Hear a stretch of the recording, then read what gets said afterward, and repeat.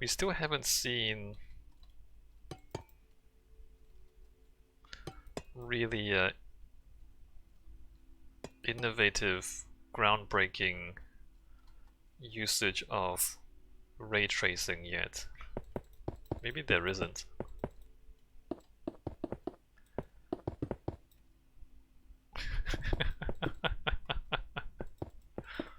Ray tracing.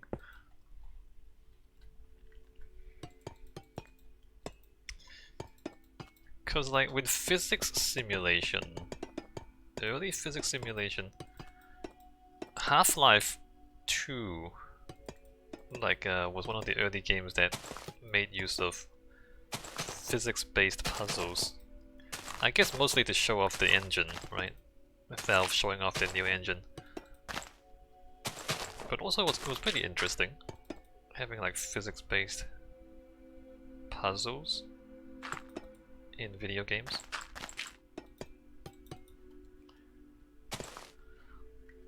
So, where are the ray trace-based puzzle games? Is there such a thing? Waiting to be invented.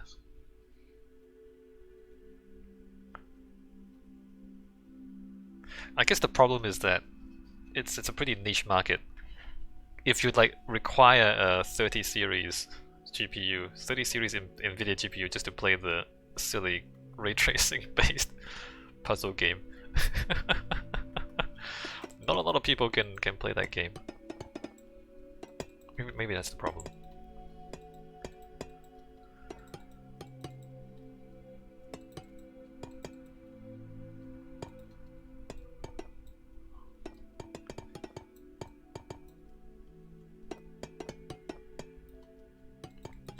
It's a bit of a chicken and egg problem, right? Because if you say, well, since not everybody, and by not everybody I mean nobody, since nobody has a GPU has a ray tracing capable GPU yet, if you make the GPU, I mean, if you make the ray tracing a mandatory component of the game, then not many people can play that game because not many people have the GPU.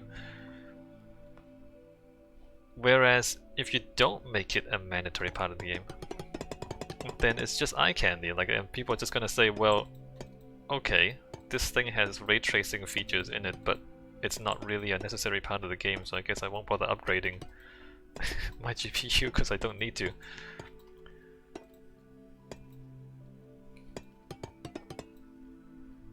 So then nobody buys the new GPUs.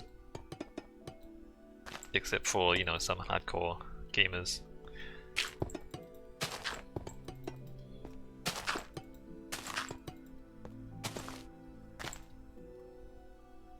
Maybe we're waiting for the next generation of consoles. Consoles have standardized hardware, right? 3, 4, 5, 6. So the next generation of consoles, if they all have ray tracing capable GPUs, which I think they probably won't. Oh well, maybe they should. Then you can make like console games, and like some PC gamers can play it if they have the right hardware, but if they don't, then it doesn't really matter because you make enough money off the console players to justify the finances of making this game. Maybe.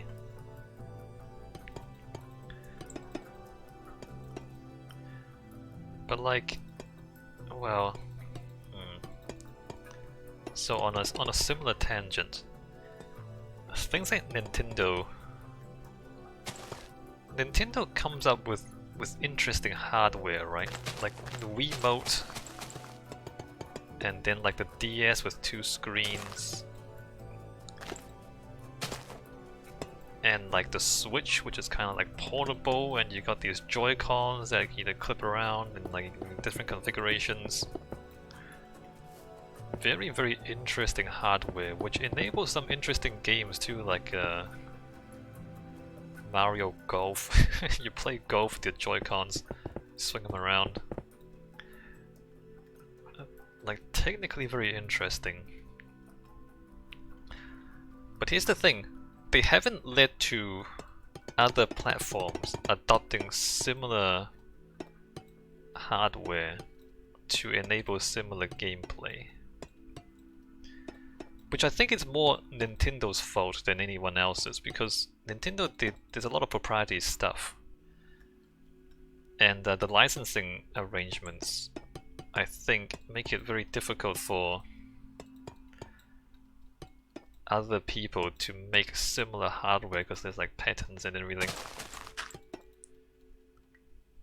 So like if you make a... I wonder if this is an example where the patent system is actually harming the business more than it's helping. I wonder. Maybe it is. Am I making sense here?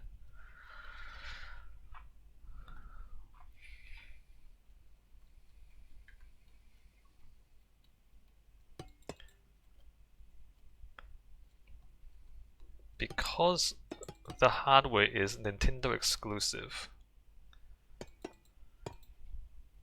there's less incentive for people to make games that especially uses the hardware, because that game can only be played on Nintendo hardware, and therefore the player base is smaller, right? And the smaller player base then reduces the amount of money people are willing to spend on developing these games, which then limits the amount of innovation going into the games that uses these unusual control systems, which then leads to these unusual control systems not being fully explored, which then leads to lower quality games that uses these control systems, and so it's just a negative feedback of people not wanting to invest in... Oh, this is awkward. Alright, let me just like copy the other side. Well, I shouldn't copy the other side. This should be glass.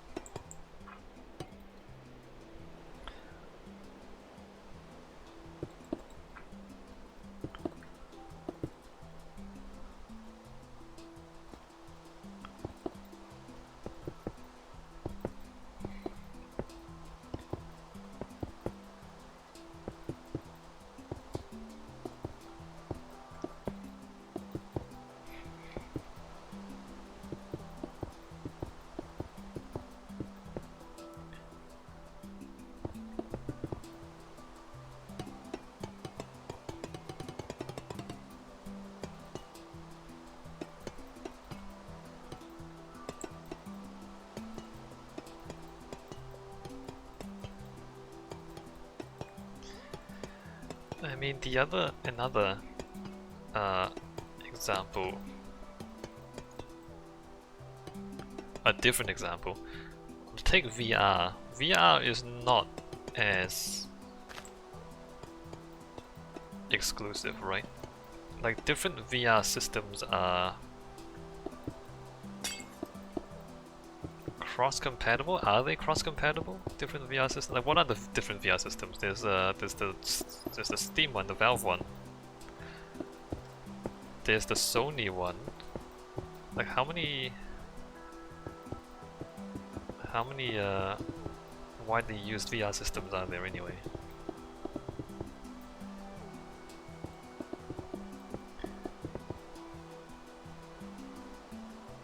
Presumably any VR system can play any VR game, right?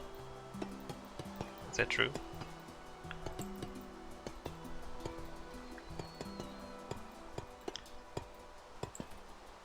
And we've seen Valve invest in Half-Life Alyx, which is a VR game, which is like it's a Valve Half-Life game, which is significant because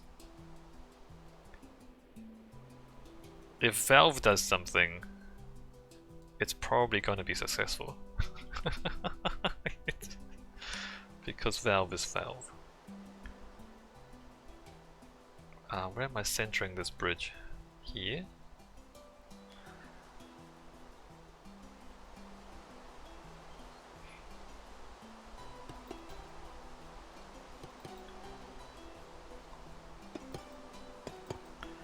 And by most accounts, Half-Life Alyx is a great VR game.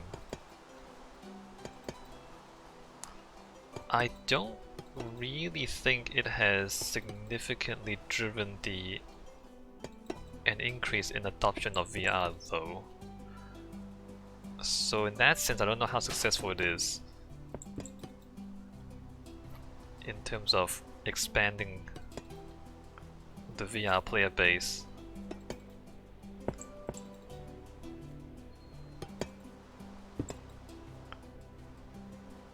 But the people who have played the game say that it's a great game. So there's that at least.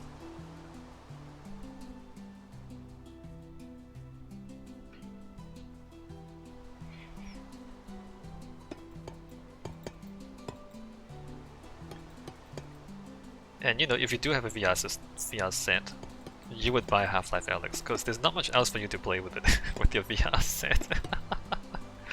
You can play Euro Truck Simulator and you can play Half-Life Alyx. I mean, there are other games, but not that many, right?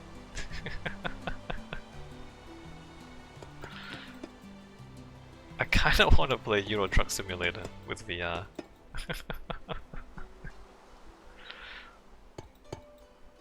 Not that it's that interesting, I just wanna like look around my truck. It's not even that interesting.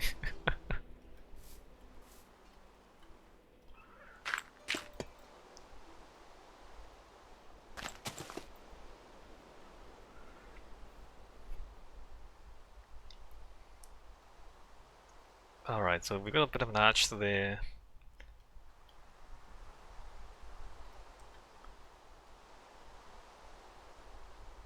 But then the rest of this just sits on columns, right? Right. Which, I mean, there's not much of a column here.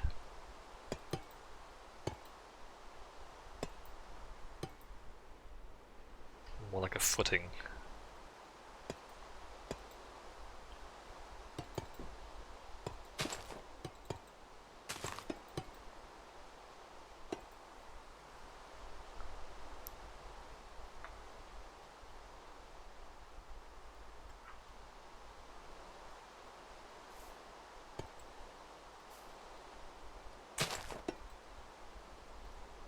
When Valve makes games... I mean, Valve made Half-Life 2 to push Steam, right? Like, you have to use Steam to play Half-Life 2, if I remember right. Like, you bought the orange box, which included the amazing game Ricochet,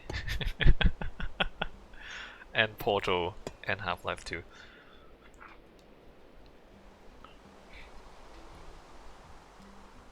And it would put Steam on your computer. And then from that point, they start selling games on Steam, and then off they go. It's a money printer for Valve. And like, in that sense, Half-Life 2 was wildly successful, not just in the game itself, but in that it pushed Steam onto people's computers. Now, if Half-Life Alyx was supposed to push VR onto people's computers, I don't think it has worked in quite the same way.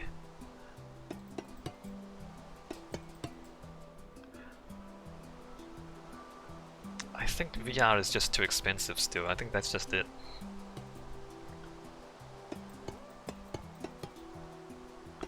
Like, Steam didn't cost several $100s, whereas a VR set does. You can't avoid the expense of the hardware.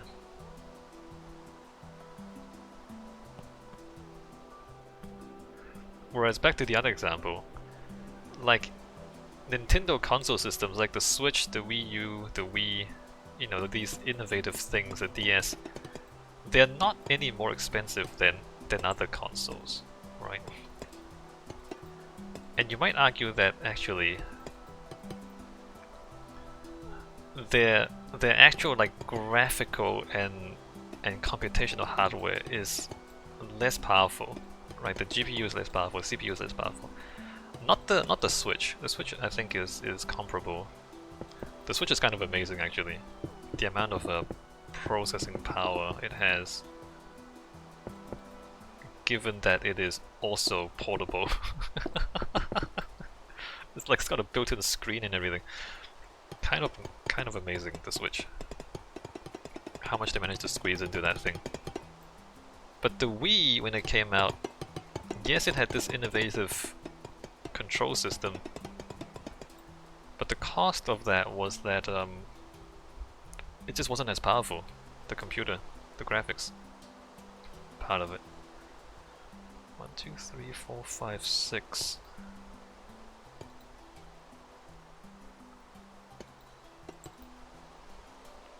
So for a similar price point as other consoles, you would get an innovative control scheme and less hardware, and less other hardware, right? 1, 2, 3, 4, 5, 6, let's do that. Maybe I make one of these a 5. Instead of doubling up in the middle.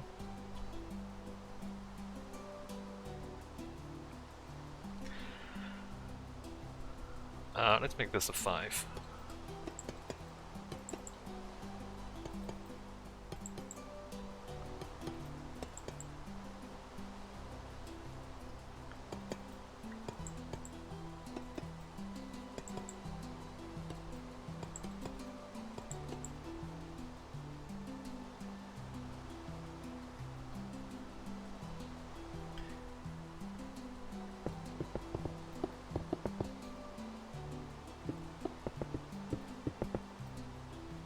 Oh, there's 2 5s, is that right? Did I do that wrong? I did that wrong. Why are there 2 5s at this end? 1, 2, 3, 4, 5, 6, 6, 5. So what do we have? Like 5, 6, 6, 5, 6, 6, 5. Okay.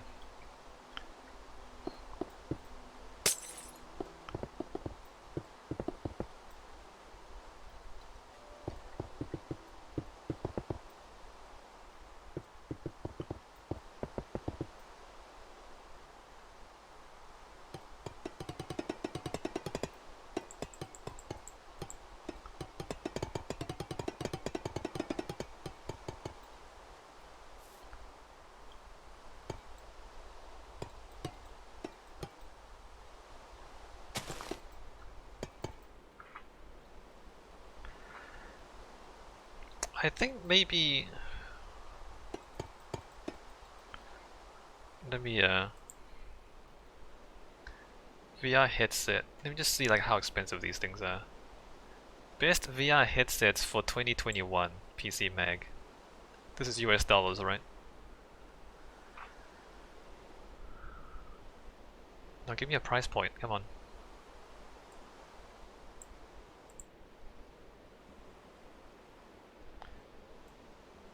The least expensive tailored options are currently around 400 US bucks. 400 US dollars. Does it have to be that expensive?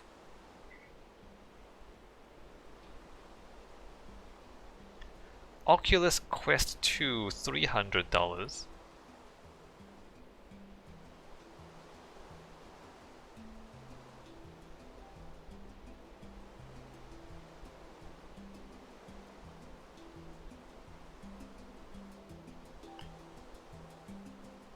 Valve Index is 1,000 US bucks? Sony PlayStation VR What's the price on it? It doesn't say the price. HTC Vive, 700 US bucks. Windows Mixed Reality doesn't even have a price.